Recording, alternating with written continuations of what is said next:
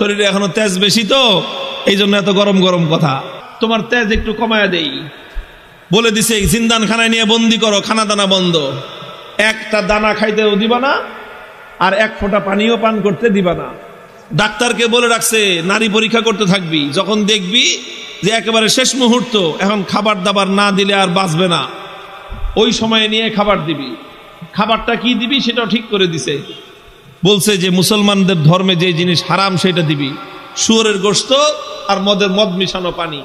আল্লাহকে বললাম যে আল্লাহ তুমি পরীক্ষা করতেছো তোমার বান্দার, যে তোমার বান্দা তোমাকে, তোমার দ্বীনকে, তোমার রসুলকে, তোমার রসুলের আদর্শকে কতটা ভালোবাসে তুমি এটা পরীক্ষা করতেছো। আর এই পরীক্ষা করার জন্য জীবন দিছো মাত্র কয়টা? একটা মাত্র জীবন দিছো।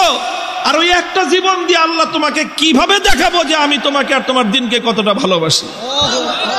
তুমি আমাকে 1000 জীবন দান করতা, একটা একটা করে জীবন তোমার জন্য উৎসর্গ করে তোমার বান্দা আব্দুল্লাহ বিন হুযাফা দুনিয়ার সামনে প্রমাণ করে দিত ঈমানদারের কাছে ঈমানের দাম কত বেশি।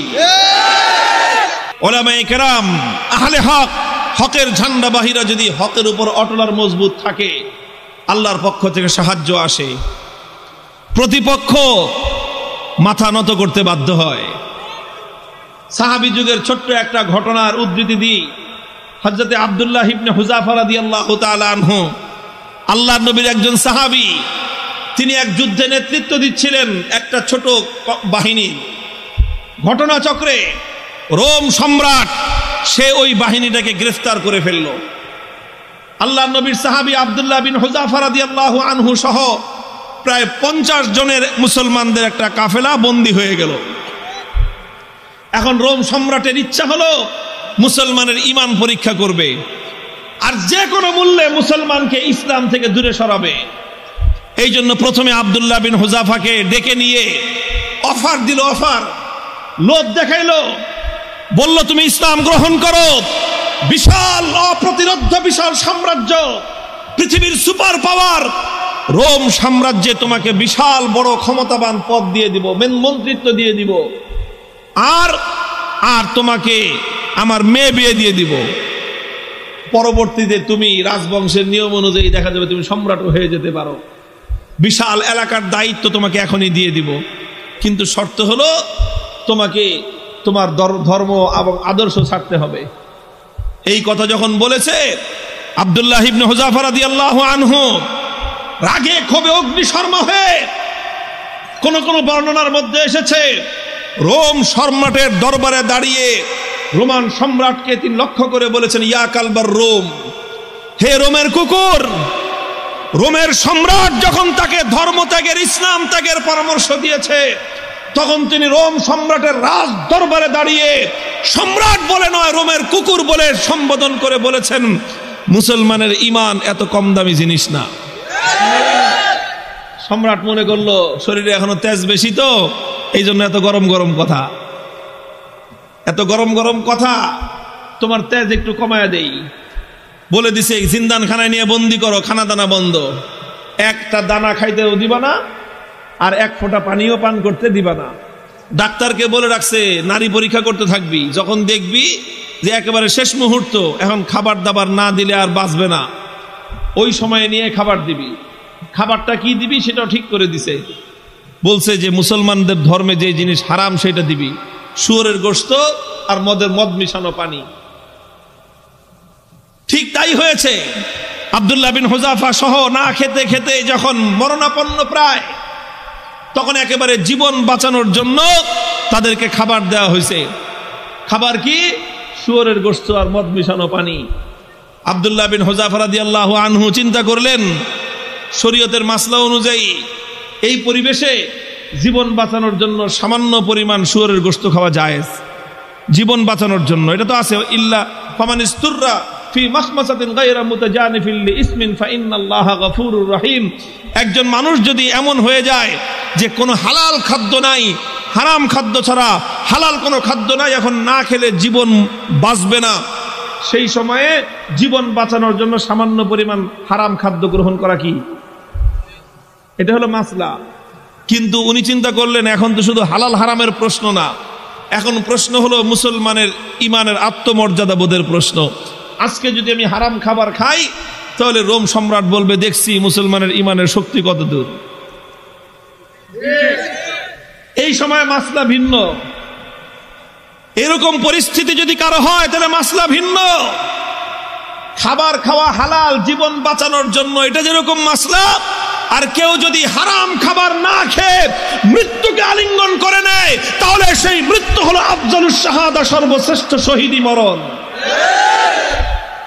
আব্দুল্লাহ বিন হুযাফা চিন্তা করলেন এখন মাসলা দুইটা আছে, একটা হলো ফাঁকফোকরের রাস্তা, আমি এখন হারাম খেয়ে জীবন বাঁচাতে পারি, আর একটা মাসলা কি, আমি যদি আমার জীবনকে উৎসর্গ করে দেই আমার একজনের জীবন যাবে কিন্তু কিয়ামত পর্যন্তের জন্য রোম সম্রাটের দরবারে ইসলামের ঝান্ডা সমুন্নত হয়ে যাবে। সম্রাট বলবে যে মুসলমানের ইমান বাপরে বাপ, জীবন যেতে পারে কিন্তু মুসলমান ইসলামের গৌরব ভুলুণ্ঠিত হতে দেয় না। তিনি খান নাই, লাথি মারছেন একটা, এক লাথিতে সমস্ত শুয়োরের গোশত আর মদের পাত্রগুলো ভেঙ্গে চূর্ণ বিচূর্ণ হয়ে গেছে। এখন সম্রাট ডাক্তার কয় কিরে তুই না কইলি জীবন বলে বাঁচবে না, তেজ দিকে এখন অত। ডাক্তার কয় আমাদের ডাক্তারি মতে তো এত তেজ থাকার কথা না, এটা তো ডাক্তারি মতের তেজ না, এটা তো ইমানি তেজ। এই তেজ এটা শরীরের তেজ না, এটা রূহের তেজ। এটা শরীরের শক্তি নয়, এটা আত্মার শক্তি। যে ইমানদার আল্লাহর ইমান, আল্লাহর উপর আস্থা এবং ভরসাকে দুনিয়াদারদের সামনে মাথা উঁচু করে দাঁড় করাবার চেষ্টা করে, আল্লাহ পাক তার আত্মার মধ্যে অফুরন্ত শক্তি দান করেন। আব্দুল্লাহ বিন হুযাফা যখন এটা করলেন, এবার রোম সম্রাট বলে যে দুইবার খেললাম, দোনো খেলায় হারছি। দুইবার হলো না, প্রথমবার লোভ দিছে, জিতছে না হারছে। দ্বিতীয়বার খাওয়ান দাওয়ান বন্ধ করে টাইট দিছে, জিতছে না হারছে। এবার কয় ফাইনাল খেলা, খেলা হবে। কি খেলা? ফাইনাল খেলা হবে। কার সাথে?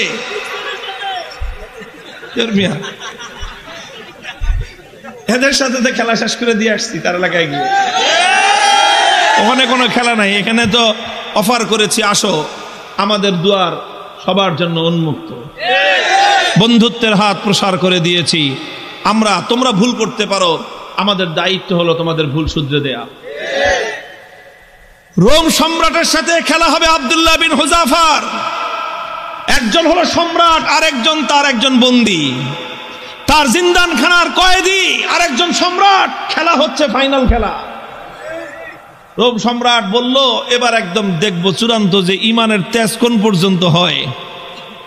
যতজন বন্দী বিশাল বিশাল ড্যাগের মধ্যে পানি গরম করছে, ফুটন্ত গরম দাউ দাউ লেলিহান শিকার আগুন, সেই আগুনের মধ্যে ড্যাগ বসাইছে, বিশাল বিশাল ড্যাগ, খাজা বাবার ড্যাগের মতো। খাজা বাবার ড্যাগ দেখছেন? বাংলাদেশে আছে হলো শাহজালালের মাজারের ড্যাগ একটা আছে, ওটার মধ্যে বালতি নিয়ে নামে একজন সঙ্গ লাগায়া খিচুড়ি উঠাইতে, দেখেন নাই? এরকম বিশাল ড্যাগ, একটা মানুষ যেন আপাত মস্তক সেই ড্যাগের মধ্যে ডুবে যেতে পারে, এত বড় বড় ড্যাগ বানাইছে। ড্যাগ বানায় তারপরে লাকড়ি দিয়ে লেলিহান শিকার আগুন জ্বালাইছে, সে আগুন জ্বালায় তারপরে এই তো পানি দিয়ে ভরে দিছে। পানি যখন টকবক টকবক করতেছে, এবার আব্দুল্লাহ বিন হুযাফা সহ তার সমস্ত বন্দীদেরকে ডেকে আনছে। ডেকে এনে বলছে আব্দুল্লাহ বিন হুযাফা এবার তোমার সাথে কোনটা খেলা? ফাইনাল। তোমাকে সর্বশেষ সুযোগ দিচ্ছি, তুমি দুইবার আমাকে ডিনাই করেছো, আমাকে অপমান করেছো, এবার লাস্ট সুযোগ তোমার জন্য। এই যে দেখো গরম পানি, কথা মানবি আর নাহলে একটা একটা করে এই গরম পানির মধ্যে ছাড়বো, আর পানির মধ্যে ছাড়ার সাথে সাথে দেখবা মৃত্যু কত বিভীষিকাময়। আব্দুল্লাহ বিন হুযাফা নির্বিকার, কোনো কথা বলেন না। সম্রাট বলছে জল্লাদকে ওর সামনে থেকে তার একজন সঙ্গীকে নিয়ে তার চোখের সামনে গরম পানিতে ছেড়ে দাও। ঠিকই আব্দুল্লাহ বিন হুযাফা রাদিয়াল্লাহু তাআলা আনহু একজন সাথীকে নিয়ে গরম পানির মধ্যে ছেড়ে দেওয়া হলো। মুহূর্তের মধ্যে বিভৎসভাবে তার মৃত্যু হলো, তিনি শাহাদাত বরণ করলেন। চোখে তাকায় দেখলেন কিচ্ছু, কোনো কথা নাই। এবার বলল যে এবার ওরে ধরে নিয়ে যাও। আব্দুল্লাহ বিন হুযাফা রাদিয়াল্লাহু তাআলা আনহুকে এবার ধরে নিয়ে যাওয়া শুরু করলো। বাদশা খেয়াল করতেছে যে মনোভাবটা কি চেঞ্জ হয় কিনা, একটু অন্তত ভয় পায় কিনা। একটু ভয় পাইলেও মনে করবে যে যাক কোনো রকম মর্যাদা